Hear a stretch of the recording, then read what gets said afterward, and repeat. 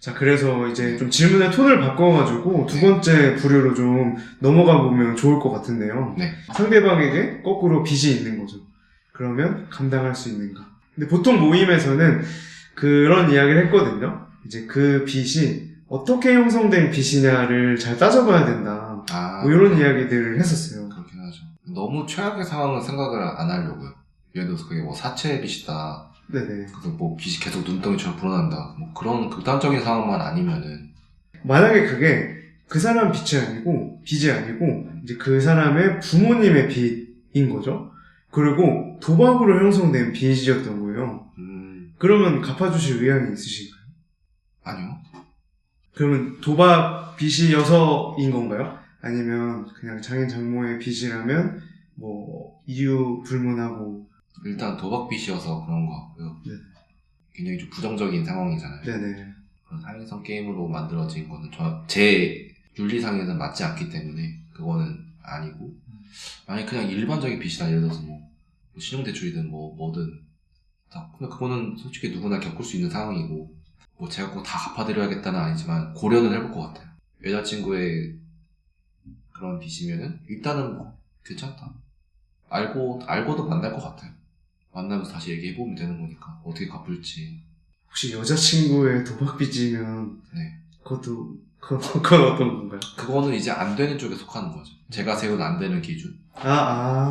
그렇기 때문에 그거는 뭐 사랑이고 나발이고 안 되니까. 네.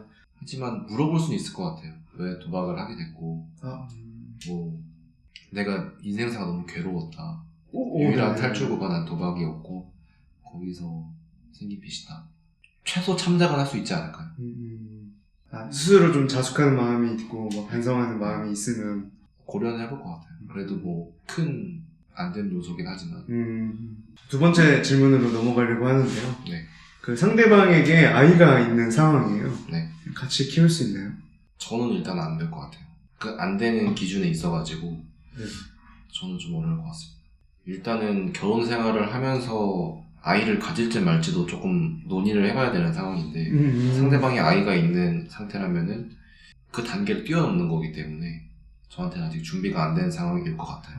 그럼 그 결혼 생활을 하는 데 있어서 아니면 결혼을 꿈꾸는 데 있어서 이슈에 관해서 소통을 하는 게 되게 중요한 요소 중에 하나이신 거네요. 흥미롭게 들었던 이야기는 되게 현실적인 이야기였어요. 그러니까 이제 자기가 이제 생물학적으로 아이를 낳기 힘든 상황이니 그러면 이제 입양도 고려하고 막 그럴 수 있잖아요. 근데 그러면 그 입양도 고려를 할 거면 아이가 있는 그런 사람이랑 결혼을 하는 것도 그 이미 사랑하는 사이라고 전제가 되어 있다면 괜찮지 않나. 그리고 이제 아이가 있는 상황에서 나랑 이제 연결이 되었다는 거는 그 굉장히 힘든 그 육아의 시절들이 있잖아요. 뭐 1살, 2살 때. 이제 그 시기를 지났다는 의미이니까. 뭐 그러면 괜찮지 않을까. 뭐 굉장히 현실적으로 이야기하시는 분이 있으셨어요. 그래서 그렇게 생각할 수도 있겠네요. 네네네. 이제 내가 그 선택을 하느냐 마느냐도 중요할 수 있겠지만 이제 그 아이가 나를 받아들일 수 있느냐, 뭐 요게 훨씬 더 중요한 요소가 되지 않겠냐, 뭐 이렇게 말씀을 하시더라고요. 저는 그런 이야기를 쭉 들으면서 이게 늘 사랑을 전제로 하는 이야기잖아요. 사랑의 위대함이나 사랑의 중요함이 많이 좀 퇴색되어 가는 그런 세상에 살고 있지만서도 사랑을 전제로 한다면 원래 평소에는 잘 생각해 볼 수 없었던 그런 이슈에 대해서도 되게 진실하고 진지하게 고민을 하는 것 같아가지고 되게 마음이 따뜻해지고 의미 있는 시간으로 느껴졌었어요.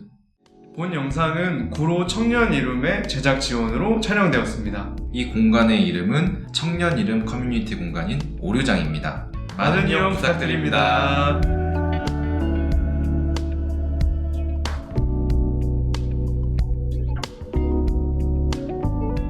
그리고 이제 마지막 질문인데요. 네. 상대방이 이제 전과자인 거예요, 알고 보니까. 함께 살아갈 수 있는지. 이거랑 도박빚이랑 비슷한 것 같아요. 사랑이 누적이 된 상태에서 알면은 얘기를 한번 해보고 그럴 수밖에 없었는지 인지했는지 어떻게 해결할지를 얘기를, 자기 계획이 있는지를 얘기를 해볼 것 같고요.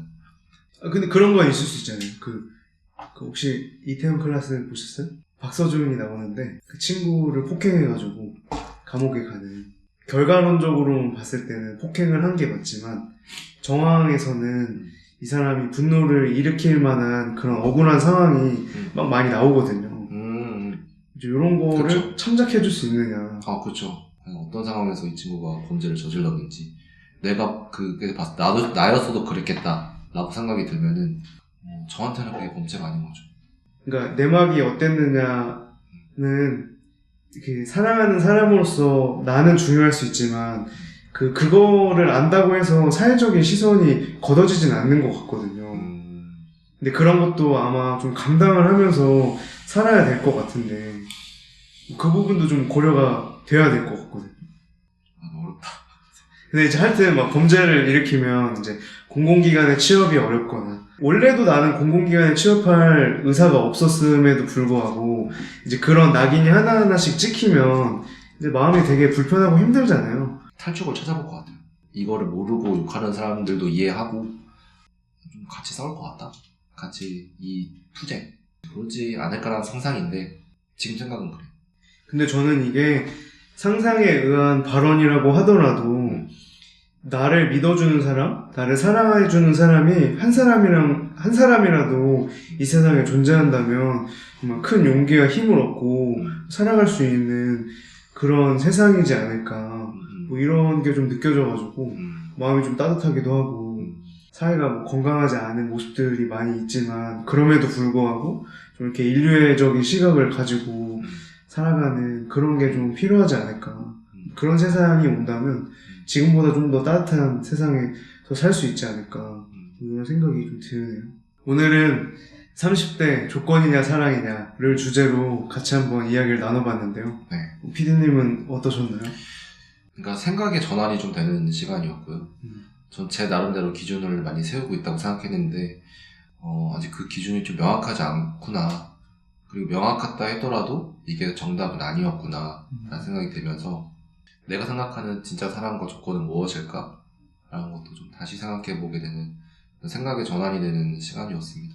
저는 결혼을 함에 있어서 사실은 현실적인 조건을 갖추는 거 너무 중요하다고 생각을 하지만 결국에는 그 기반에 사랑이 있어야 된다라는 사실을 다시 한번 좀 새삼 깨닫게 되는 그런 시간이었고요.